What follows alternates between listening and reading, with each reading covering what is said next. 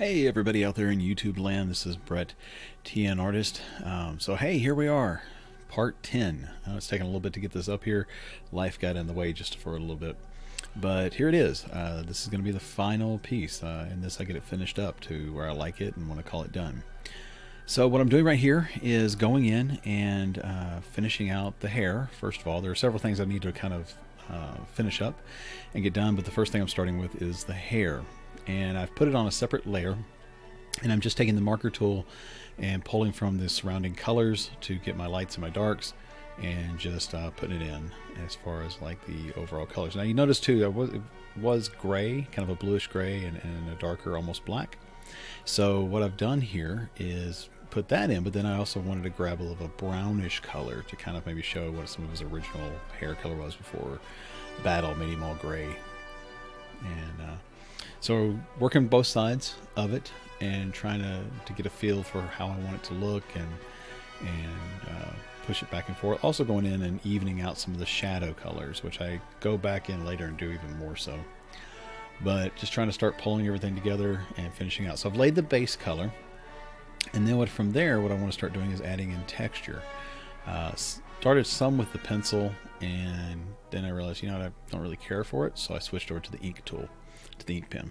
So with the ink pen, I'm able to scratch in the overall strands and give it that feel. So building off of the clumps of color below it, and then just throwing in the different striations and stuff. I didn't want this to look overly combed or polished, if you will, because I wanted it to be kind of that, just older, haggard warrior that's just, hey, I don't really care if I look good or not. I'm just a commanding presence, I guess basically is the best way to put it. So then the next thing I do is, once I start getting some of those, making sure to go to both sides. So on this side I go to that. Then you'll see here in a little bit, probably happened pretty quickly since it's sped up about 3 times.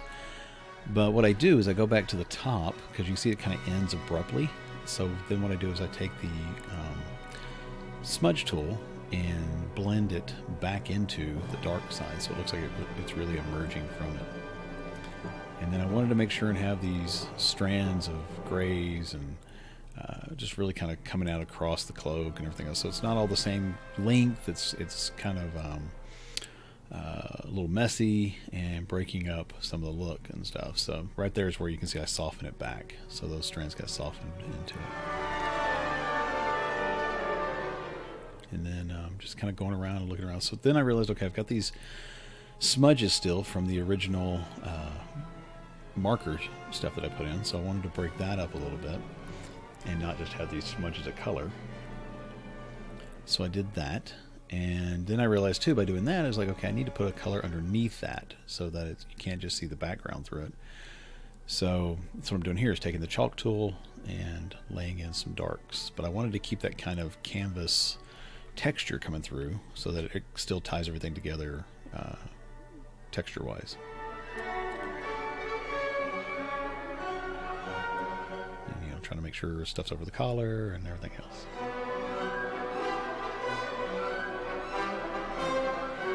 So once I played around with this some more, and then started playing around to get the overall feel, jump back, take a look at it, see what I think. Realized that, yeah, I kind of like it, but I need some straggly long hairs that are coming down out of it. So that's what I started doing here, was pulling even more hairs out and trying to get that look that I wanted, to make sure it's really coming out from under the helmet. And I was doing the same with the mustache and the beard a little bit too, trying to add a little more gray to the edges and make him appear a little bit older and a little bit more ragged as well. So you'll see where I go in later and really kind of put some wiry hairs on the mustache and stuff. But this is the other thing too, is like, well, he's going to have hair that sticks out from under the helmet, so I wanted to do that as well and kind of have it sticking out from under there. And so it could look like maybe he just came off the field, maybe he just finished up with a fight and he hasn't had a chance to take off the helmet. But here's where I wanted to kind of pull together some of the beard and even it out. So I'm just kind of going around and adding stuff and taking stuff and smudging, and then going back in and adding some darks to kind of pull everything together a little bit more. As you can see here, give it a little bit more depth. And then trying to make sure it doesn't have that super groomed look. So I wanted to add in some more gray, ragged hairs like that. So you can see some of those wiry hairs that are here and there. My beard has those, so I figured his might too. And he might have some old man eyebrows a little bit more. So I wanted to add those a little bit. And then get it all kind of smudged back. And pretty much where I like it. So from there, I realized I wanted to change the armor yet again. And so I decided to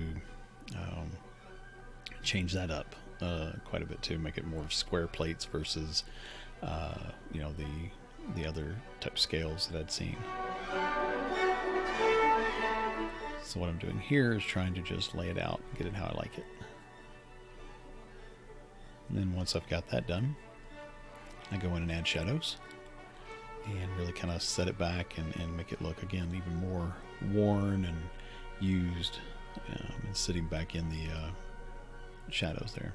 So one of the things I was thinking about here is like, okay, how am I going to make these look connected? Because these things can be tied, they can be riveted as far as the plates to each other to make the armor, to make scale armor. So I was like, how do I want to make this look? How do I want to make it go? And so that's kind of what I'm doing here, is trying to figure it out. I was looking at some reference pictures from like Keith Parkinson, how he handled armor, and Larry Elmore and stuff, and trying to figure out what did I like, and got a better idea. So I decided I was going to go with some rivets. So using the marker tool, I just wanted to throw in the same size circles, so that way I can kind of keep everything the same size, and then just kind of go in and rough it up a little bit.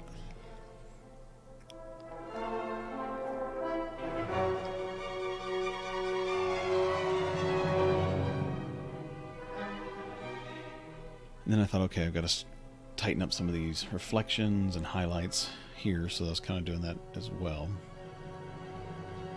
and trying to figure out what needed to go where, like extra shadows, and laying that in with the inking tool and smudging it, knowing I'm going to come back and adding even more, but I was still just trying to figure out how I liked it. So right here, I was thinking about adding some tooling to this leather, and this is one of those things where you're going to see me do it and then just completely erase it because I didn't like it. So the first thing I did was I was like, all right, I want to have maybe kind of a border here, and I realized I had the setting wrong. So then I go back into it. Right there. So I was thinking about, you know, and again, this just comes from looking at other references and stuff. But I thought, you know, what if I had that kind of that classic tooled leather kind of look here? And I was going to go back and finish this even more. But really, when I got to this point, I was sitting there going, okay, do I like this? Do I not? Is it going to kind of fit everything else? And I decided, nope, sure as heck isn't. So I just took it back out and just erased it back down. But I did think that, you know, it might need some more shadow colors, so I started adding some of those in and seeing if I like it or not, and which I did. It needed to be pushed back a little more. And the nice thing about doing a layer, if I get it over top of the other thing, I can just erase it like I just did. Alright, so at this point, I'm kind of liking where everything's at, but one of the things that's running through my head is trying to think of, okay, how I'm not fond of the fabric for the cloak. I like it, but it's at the same time I think it could be a little better. So I'm trying to figure that out for what to do there. So then one of the first things I do is like, okay, I need to kind of push the shadows a little bit, and so I tried to lay some on there with the chalk and see what I thought. Kind of liked the texture, kind of didn't, and then I thought, okay, I'm gonna change the layer to darken and see if I like how that looks, and maybe smudge the chalk a little bit. Still getting used to the chalk tool. It smudges out a little bit more than what I was expecting, so that took some getting used to, and I was playing around with it even more, switching to the marker tool and playing around with that to get the colors. So, and again, just building layer upon layer, but trying to figure out, I mean, this is me just experimenting right here and trying to figure out, is this how I like it? Is this what I want for the final? Switch it to multiply instead of darken, so I get that even darker color. And then lower the opacity as well, and now just going back in with the marker and the chalk tool and adding in smudging, and then just kind of getting to where I like it for the way it looks. Excuse me. So, kind of getting there, and so I'm like, okay, let me do it on the other side before I get one completely finished, and then, have to try and match it. So I went over here and started adding in the smudges and everything as well. So same process, just kind of going back and forth, looking, back and forth, looking. And I thought I did want to add in some more texture, so I took the water brush tool and threw it in there, and I kind of liked it, as far as the way it looked. And then I dried it after I wet it and kind of looked around, played around with the opacity on another layer to see if I liked it. But then I thought, okay, I want to add some texture. So I took this rock texture that I have and started putting stuff in on it. And it gave me a little bit more of that almost wool fabric kind of look, and I liked it, so I decided to keep doing it. And just, again, playing around with the watercolor brush and laying on the texture, and then playing around a little more. And to me, that kind of started pulling everything a little bit more together for how I wanted the look. Probably could have piddled and puttered around with this some more, but I think I was kind of getting tired with this, as I was doing this. But I did want to make it look good. I didn't want to just, putter out at the end there. So I was working around with it and playing around with, using the marker tool, using the watercolor brush, and going through the stencil to get the look that I want. And again, if there's one thing I could change, it would be changing the way the stencil functions. I'd love to have a lot more flexibility. It's a good stencil.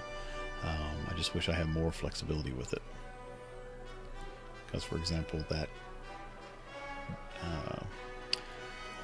tool staying off to the side where you have to move the stencil around in order to get the actual tool to adjust it and everything, it's just kind of annoying.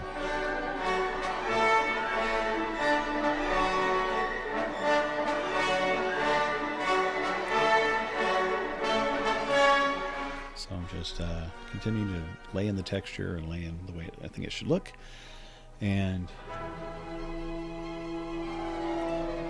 getting it all set up and finalized and kind of taken care of.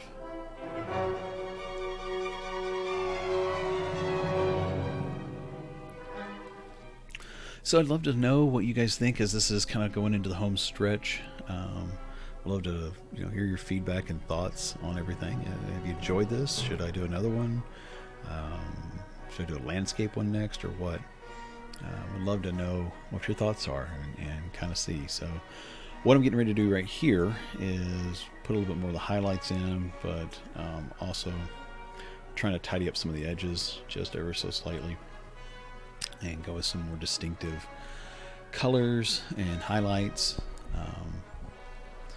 and really kind of make certain things pop, and add in some sparkle, if you will. So doing it for the metal pieces, doing it for all the different highlights and stuff. So this is really is the final stretch. It's me just trying to add in that little bit of pop for it.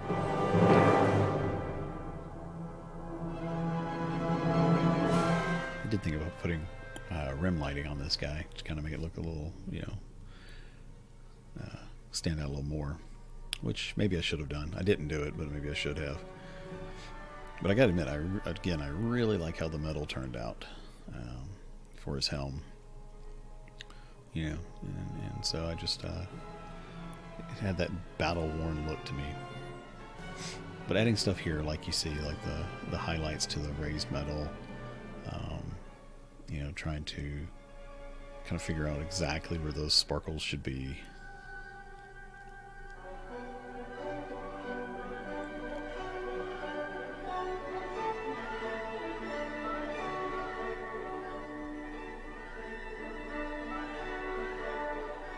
So yeah, so make sure and come on over to the Facebook group and join me over there. We can all get together and kind of show what we're working on, ask questions to each other, and really be a community. It's a smaller group, but it's an active, fairly active group as far as like somebody asks a question or something like that. Others tend to jump in there pretty quick and help out. so I like it. I'm part of several groups, and sometimes they just, you ask a question, nobody's there to get help or offer help or anything. So I'm trying to keep this one where we're all working together on it.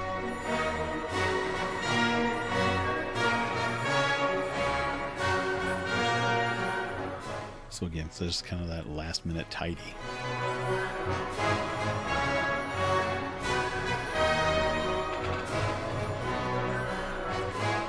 Trying to make sure everything kind of has that pop to it and that it all looks like it's supposed to go together.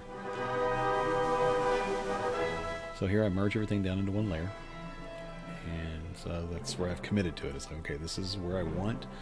I'm committing to it, and I'm going to move forward with just finishing tidying up some things. So what I'm doing here is a trick that I saw Aaron Blaze do, where I'm setting a layer on top, turning it to multiply, and then I'm taking kind of a darker blue color that's really kind of pulled from the shadows of the shirt, and then using that to add my darks, my final darks. And so that way everything is kind of truly pulled together.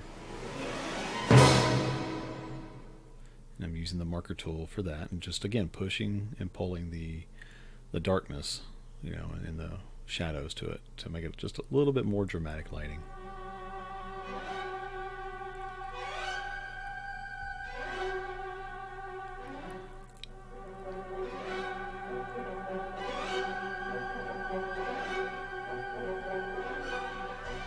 And then once I kind of get all these laid in and the shadows put in, then I'm going back in and adding some highlights to it. But you can see how it really kind of makes stuff pop by doing this. So I think it's a good technique for doing it, kind of, again, tying everything together. So the next one is another layer set to overlay, and then from there you can add in different highlights. So I was using a little bit more of a yellowish tone, but I thought it was making it too yellow, so I wanted to add more of a flesh color, because the background, that light that's kind of hitting is a little bit yellowish. So then going in and adding highlights. Some of them are really subtle, some of them are a little more stark, but again, trying to just pull it all together.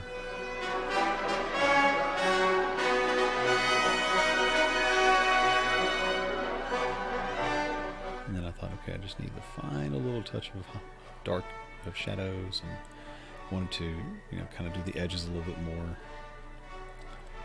kind of vignette the picture. And so I did that, and then I went back to the overlay and wanted to erase some of the background texture from the darkened panel. So that's what I did here. So I was using the eraser tool to erase it and give it a little bit of texture, and see if I like it. Do it on a last minute check of everything, and then time to sign it. So that's what I do next. So again, I hope you've enjoyed this. I've enjoyed it. It's taken some time to kind of get it done. I enjoyed it enough that I'm messing around with my stupid signature. But so yeah, I just, it's been a learning process for me. I hope it's been something for you, that you've gotten something out of it, to see how, my process of painting, and that you've enjoyed it. So leave a comment, leave a question, leave any sort of feedback, and I'm going to get started on the next one after this. But again, come visit me over on Facebook, Pinterest, Instagram. Would love to connect and just talk. So again, thanks so much for watching. Please make sure to share this, give it a thumbs up, and if you're not subscribed, do so. So I appreciate it, and I'll see you on the next one.